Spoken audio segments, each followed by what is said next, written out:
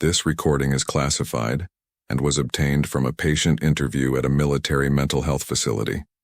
It's impossible to determine the veracity of the patient's claims or if they were experiencing severe mental illness. This recording may contain disturbing content. Listen at your own discretion.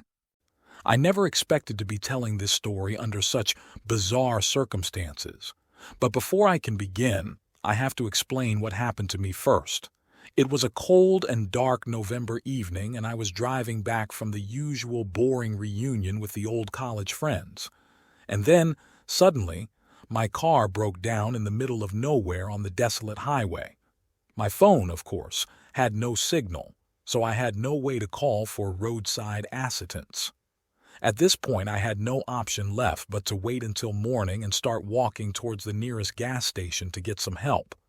Trapped in my crashed car, with no way to even scroll through social media, I couldn't fight off the fatigue any longer.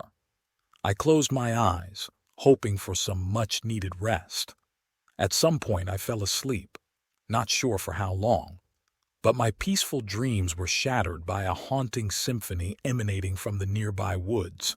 It was a sinister melody that seemed to echo all around me. My curious mind wanted to investigate, but a voice inside warned me not to leave the safety of my car. Was it just my imagination, or were there really sounds coming from the woods? The rain suddenly stopped, making everything feel surreal. I felt like I was hypnotized, feeling the urge to uncover the mystery behind those haunting sounds. Before I knew it, I was outside of the car and followed their call into the dark forest, eager to discover what lurked within. As I walked through the dark forest, I felt a heavy weight on my chest. The ground beneath me seemed to move and shift, and the ghostly sounds guiding me only added to the unsettling atmosphere. I felt as though I was being manipulated, like a character in a frightening video game being forced to wander through the shadows. I walked through the dark forest until I reached a sad, empty space. There were some old sticks on the ground that used to be a fire. The tall, twisted trees around me looked scary in the moonlight. There was also some clothes scattered around, like someone had left them there in a hurry because they were scared of something. Carefully, I tiptoed over the ashes and checked out the abandoned clothes. They were ripped and ragged like they'd been left there for ages. As I scanned around, I spotted something weird in the distance. A huge, isolated tree that seemed to be the origin of those noises. I couldn't resist my curiosity, and I found myself slowly approaching the tree. With each step, the feeling of being watched intensified, but I pushed it aside as my desire to get closer to the tree took over.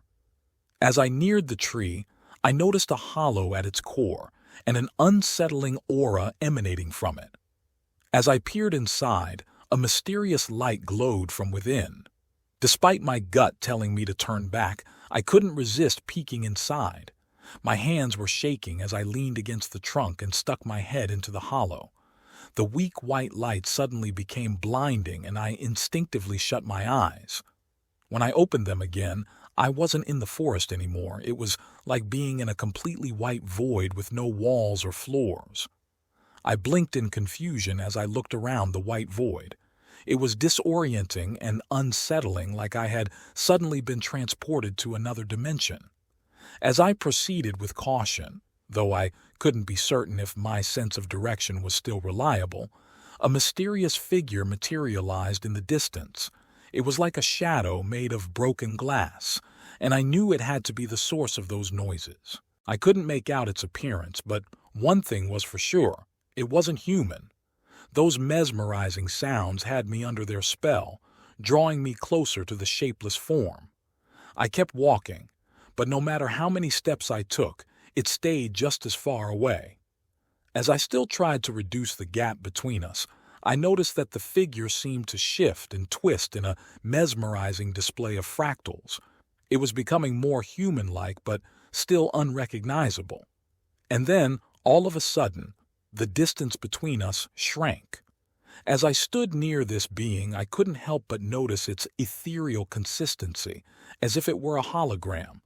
But what truly terrified me was when I saw its face, a mirrored and distorted version of myself. Then it spoke without even moving its mouth, emitting a creepy electronic voice that sent shivers down my spine. You've been chosen. The words echoed in my head, causing a paralysis of fear. Chosen for what? His voice was Atnus, but it felt like a curse. I couldn't even speak, my mind racing with conflicting thoughts and emotions. I wanted to demand answers, but I was too afraid to even open my mouth. The figure seemed to sense my fear and spoke again, its voice sounding almost like a computer-generated mix of tones and frequencies. You have been selected as a tool for the advancement of a superior race. We come from another realm, and have observed your species for a prolonged period of time.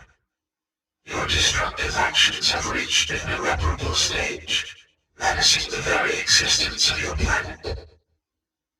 As ethereal beings, we are unable to take direct measures.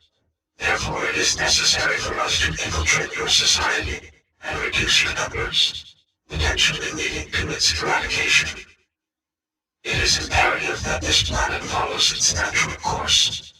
As in all galaxies, any premature demise would result in cosmic imbalance with catastrophic consequences. I was petrified by fear.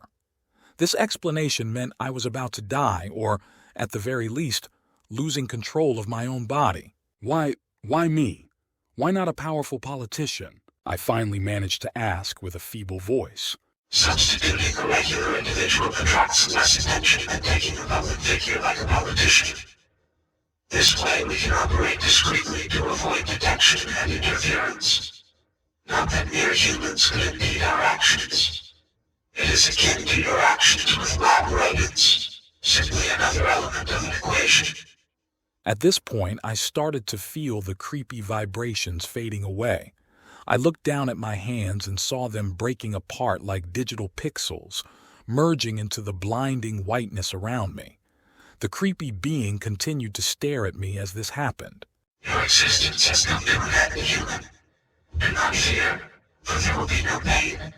You will simply return to the void from which you came. As my body dissolved into nothingness, a sense of deep relaxation overcame me, but at the same time I was shitting my pants in fear.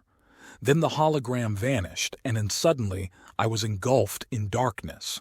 I was torn between the peace of non-existence and the fear of the unknown beyond.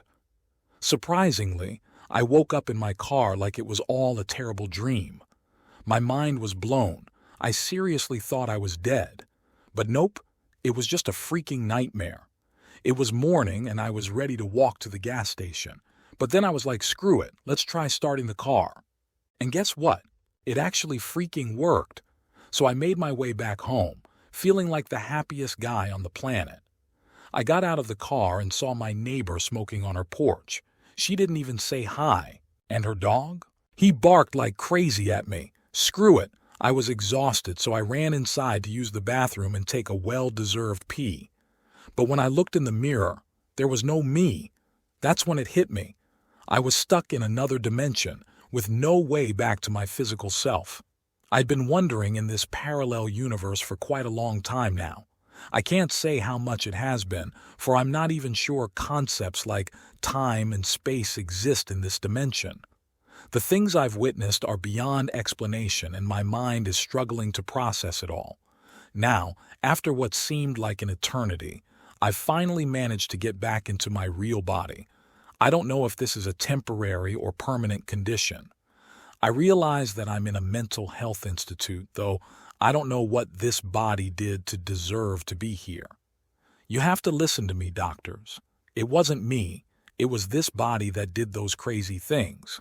Please tell everyone that if their car breaks down and they hear creepy noises in the woods, they should just stay away. You have to trust me on this one.